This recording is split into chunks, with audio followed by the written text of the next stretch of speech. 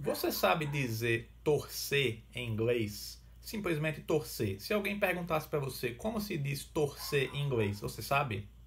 Oi, meu nome é Matheus e hoje eu vou te ensinar uma coisa interessante sobre tradução e interpretação de português e inglês.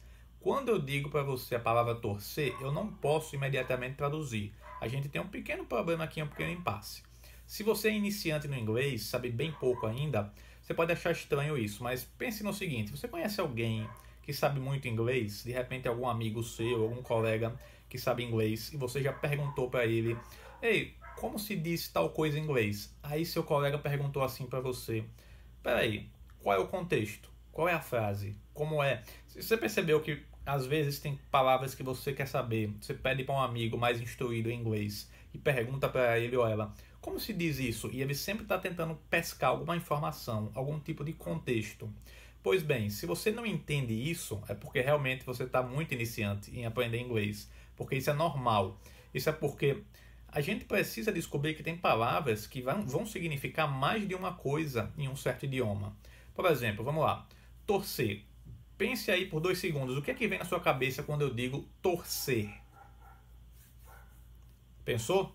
Pois bem, torcer, ele não vai ter apenas um significado. Ele pode ser torcer um braço, por exemplo, de repente seria torcer o braço de alguém, entortar o braço de alguém. Tem esse sentido de torcer. E tem torcer, se você gosta de esporte, se você torce para algum time de futebol, você vai torcer pelo seu time favorito. Então você viu como tem diferença? Por isso que a gente não pode só pegar torcer. Tem várias palavras, eu só escolhi essa no vídeo de hoje. Talvez eu faça até mais em outro vídeo para dar mais exemplos disso. Mas torcer, que é o exemplo desse vídeo, vamos lá. O que é que vai ser em inglês se eu quiser falar torcer o braço de alguém? Nesse sentido de entortar. A palavra vai ser twist.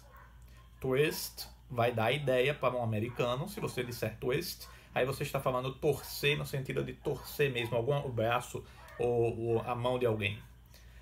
Mas se você quiser se referir a torcer como um time de futebol que você gosta, que é o seu time favorito, aí você já vai mudar a palavra torcer. Não pode dizer twist.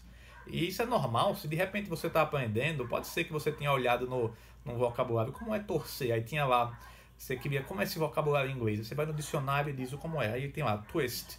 Aí você diz eu twist por tal time. Se você disser isso, você vai soar incrivelmente errado, estranho para qualquer pessoa que seja um americano que fale inglês nativo e não entenda de português. Porque como assim? Você vai torcer ou vai entortar o braço de alguém do seu time de futebol? Seria tipo isso. Como assim? I twist, eu torço por tal time. Você não pode dizer assim. Então, eu vou dizer aqui como é torcer em um time de futebol em inglês. Agora, até isso, esse torcer de sentido de ter uma torcida, ele é engraçado, que ele tem algumas variações. Porque veja só, se você diz eu torço para tal time, você vai dizer root for. Eu, root for, torço por tal time. E aí por aí que vai. Root for. Porém, você tem que pegar e você tem que saber que tem um outro jeito também de torcer para um time. Por exemplo, digamos que se você está assistindo na televisão, você está na sua casa vendo televisão, vendo seu time lá na televisão, seu time está jogando em outra cidade, em outro estado, e você de longe está assistindo na televisão, está torcendo para o seu time. Aí você vai dizer root for. Porém, se você estiver no estádio, você faz parte daquela torcida, daquela atmosfera, torcendo para o time da casa, aí você vai ter que usar cheer. Cheer. É uma diferente interpretação de torcer. É porque o próprio torcer, no sentido de torcida, vai ter algumas diferenciações dependendo da conotação específica.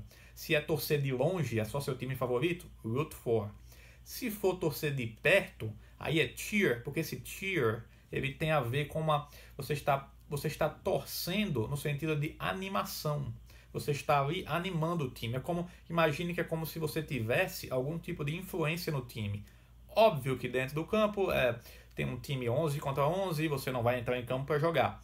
Mas o fato de você estar na torcida, a sua animação pode ter pode provocar alguma coisa que vai influenciar o resultado de um jogo. Então, porque você tem esse poder de influência, mesmo que indireta, você não está jogando no campo, mas está ali no estádio. Isso faz com que a torcida, nesse contexto, não seja mais root for, seja cheer. Tanto é que você já deve ter ouvido falar de cheerleaders. Cheerleaders, que são líderes de torcida, muito comum em esportes americanos. Cheerleader é uma líder de torcida, que está ali o quê? Animando, exatamente fazendo isso. É uma líder da torcida, ela está fazendo uma animação. Então, tenha isso na sua cabeça. Veja só que nós encontramos aí 3 formas diferentes de dizer torcer. Uma que é twist, que tem a ver com entortar. E quando o assunto é torcida mesmo, você vai usar ou root for, se for uma torcida de longe que você não está influenciando, ou um cheer, que seria torcida de animação. E eu vou só dar um detalhe para você, porque o inglês que eu ensino é o inglês americano. Então, eu estou lhe ensinando o root for para a torcida. Se você quiser ter uma regra, eu diria que quase sempre eu uso o root for. O cheer você só vai usar se você realmente estiver presente em algum tipo de competição esportiva, que você vai mostrar alguma animação. Mas na maioria dos casos, eu considero que você tenha que usar o root for para dizer que você torce para algum time. E se você for aprender inglês mesmo, britânico, da Inglaterra, eles não usam root for. A palavra que eles usam mais é support. Esse suporte. Talvez você já tenha visto isso em algum lugar, talvez algum. É muito comum até nos cursinhos de inglês ensinarem esse suporte para dizer que você torce para um time, você vai dizer I support, eu torço para tal time. Agora, como eu quero que você saiba o inglês americano, nunca use support para indicar torcida para um time de futebol. Isso é totalmente britânico e o inglês americano vai usar root for. Até porque o support, ele pode significar torcida e no inglês americano você só vai usar esse termo mais quando a sua torcida for algo diferente. For uma torcida, deixa eu ver um exemplo aqui para você, vai ser algo como, por exemplo, um político. Você vai ter época de eleição e você vai torcer, você está torcendo para que tal político se eleja. Pronto. Aí você vai usar um suporte, porque o suporte, essa palavra suporte em inglês, para ela se referir à torcida, ela tem mais uma conotação de apoio. Você diz I support tal coisa ou tal pessoa. O que você está dizendo é eu apoio, eu torço no sentido de dar o meu apoio, ou seja, dar o meu voto para tal coisa, tal pessoa, tal instituição e por aí vai. Então, esse pode ser, a gente pode até puxar, é um inglês mais abstrato. Você vê como não é as coisas preto no branco. Você precisa realmente entrar no contexto, entrar na cultura para entender como é que funcionam as diferentes palavras em diferentes contextos. E a situação, então, que eu quero que você saiba é que torcer pode ser twist, entortar um braço, por exemplo, né, no sentido de entortar. Ou pode ser torcida, vai ser root for, quase sempre. Cheer, se você estiver animando, se você estiver presente em alguma competição esportiva. E support vai ser um torcer mais para apoiar. Ou a verdadeira torcida, se fosse num inglês mais britânico.